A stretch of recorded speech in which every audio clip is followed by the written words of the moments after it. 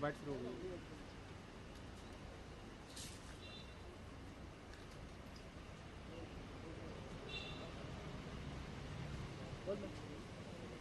मित्रों, आज जो नया खुलासा हुआ है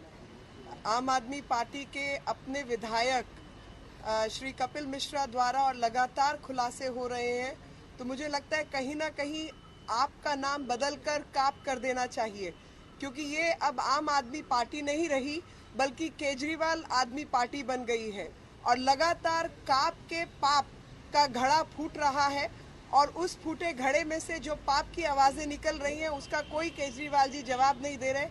और उस पाप की गठरी को कोई और नहीं, इनके अपने विधायक खोल रहे हैं। और लगातार जो खुलासे बने हुए हैं उससे पता चलता है कि काली अंधेरी रात के अंदर किस तरीके के काले कारनामे इन्होंने किए हैं और 12 बजे ऐसी तमाम कंपनियां खोली जाती हैं और वहां से पैसे उपलब्ध कराए जाते हैं और उनका कोई हिसाब भी नहीं है। और हिसाब यहाँ तक नहीं है कि इलेक्शन कमीशन को कुछ और अमाउंट बताया जाता है, डोनेशंस किसी और नाम से आती हैं और ऐसे कुछ भूत प्रेत डोनेट कर जाते हैं, जिसमें एक बबलू नाम मुझे समझ आया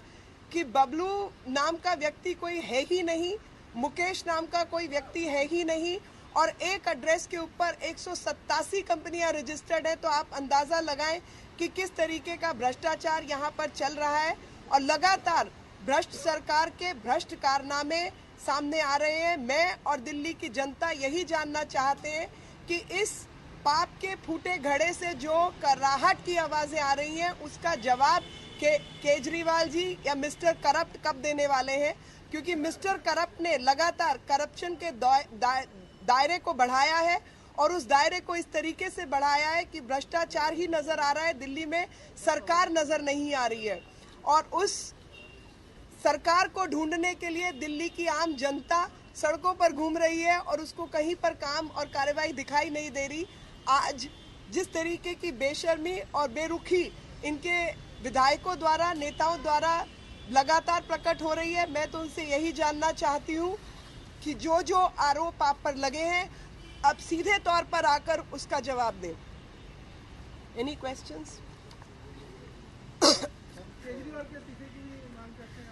बिल्कुल मांग करते हैं and in English if I may state that इस्तीफे की हम केवल मांग नहीं करते बल्कि हम चाहते हैं कि सीबीआई को पूरी जांच करने का मौका तब मिल सकता है जब केजरीवाल मिस्टर करप्ट जो है वो इस्तीफा दें और तभी एक जो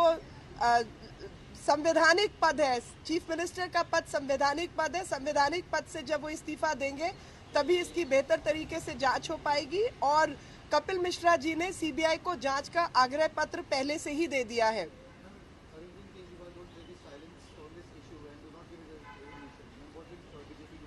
See, the BJP has to follow the law, and all I can say is the people of Delhi are fed up with this kind of governance, and that is why the renaming of AAP has to be KAP. The Aam Aadmi Party is no longer Aam Aadmi Party. It has become Kejriwal Aadmi Party and full of sins, and that is why PAP and the entire PAP structure is getting dismantled by none other than their own MLAs and their own leaders, and their leadership is getting questioned because it is one man's party which is indulging in corrupt practices and filling the coffers of his own family and people who are developed a caucus within the party around him, and their sins are going to be taken away because they are close to Mr. Corrupt. Under these circumstances, me along with Delhi and all of us are questioning that instead of answering and giving response to the specific allegations and accusations made by their own leader, by Mr. Kapil Mishra,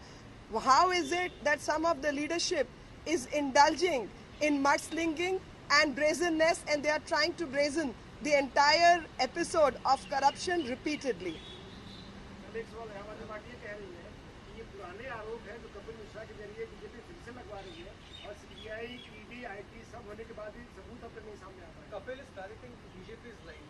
Absolutely false. BJP doesn't need to parrot anybody's line, and nobody else has to parrot the lines of BJP for the simple reason that this person was somebody on whose working and behest even people like Yogendra Yadav and Prashant Bhushan were thrown out. He was a person who was closest to Mr. Corrupt, and end of the day, Mr. Corrupt's own corruption is coming forward by the same person. BJP has nothing to do with it, for the simple reason that when people from within are questioning the party leadership, we really don't have much task to do. We can only ask questions in consonance of the entire episode which is going on. देखिए, BJP को कुछ कहलवाने की आवश्यकता इसलिए नहीं है कि जब पार्टी के भीतर से आवाज उठ रही है और उसको जवाब देने की बजाय बीजेपी का नाम लेकर उस पर्दे के पीछे मिस्टर करप्ट जो है वो छुपना चाहते हैं, तो वो बर्दाश्त नहीं होगा, बल्कि सामने बातों का सामना करना पड़ेगा। जिस तरीके के आरोप उनके अपने विधायक और उनके बहुत ही खास व्यक्ति उन पर लगा रहे हैं, क्योंकि मैं आप सबके माध्यम से दिल्ली को और देश को याद दिलाना चाहती हूँ कि कपिल मिश्रा वही व्यक्ति हैं जिन्होंने सबसे अधिक नज़दीकी के साथ जल बोर्ड के घोटाले की जो जांच है वो अरविंद केजरीवाल जी के कहने पर की थी, और ये वही व्यक्ति हैं जिनकी सिग्नेचर कैंपेन ने प्रशांत भूषण और योगेंद्र यादव को पार्टी से निकाला था। तो ऐसे हालात के अंदर वो भारतीय जनता पार्टी का इस सब से कुछ लेना देना नहीं है। अगर किसी का लेना देना है तो वो इनके अंदरूनी मामले हैं, और अंदरूनी ठगी की जो व्यवस्था है वही इसके लिए जिम्मेवार है।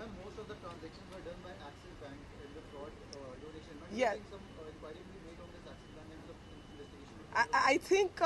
that is what is the jurisdiction of the CBI, and CBI needs to start working on this particular aspect for the simple reason that this is the same bank from where all the transactions happened, and in fact, if I'm not mistaken, most companies are fraudulent company indulging in fraudulent transactions and are in Krishnanagar. And during demonetization period also there were certain raids and certain wrongdoings were found in their transactions. So I'm sure CBI is seized of the matter, and when an agency is seized of the matter, it does not behove another person to make comments on that. I leave it to the investigating agency to look into all the aspects which are necessary to discover the unending trail of corruption and black money. Thank you.